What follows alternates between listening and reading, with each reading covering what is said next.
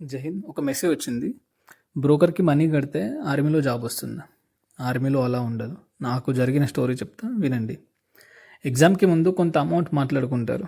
Broker 1 lakh 2 lakh అట్లా మాట్లాడుకుంటారు. మనం ఎగ్జామ్ పాస్ అవుతే ఒకలాగా, ఫెయిల్ అవుతే ఒకలాగా ఉంటారు. ఒకవేళ పాస్ అయినాం అనుకో, మనమే ఎగ్జామ్ నేనే చేయించిన అని చెప్పి మన దగ్గర ఎంతైతే మాట్లాడుకున్నాడో ఫస్ట్ అమౌంట్ తీసుకుంటాడు.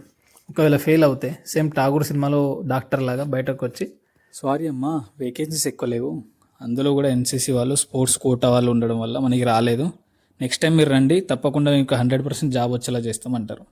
మనం కూడా ఏం ఆలోచిస్తాం తెలుసా, అప్పుడు మన దగ్గర డబ్బులు తీసుకోలేరు కదా, ఇంకా అందుకన్నా మంచిది అని చెప్పేసి మనం రిటర్న్ వచ్చేస్తాం. దాని బదులు నేను చెప్పేది ఏంటంటే, ఓన్గా మీరు ఫిజికల్ పరంగా ప్రిపేర్ కండి, రన్నింగ్ కానీ మిగతా అన్ని ప్రిపేర్ అయ్యి దాని తర్వాత ఎక్కడైనా కోచింగ్ సెంటర్లో ఎగ్జామ్కి తగ్గట్టు కోచింగ్ తీసుకోండి, దాని తగ్గట్టు ఫీజు కట్టండి, సరిపోతుంది.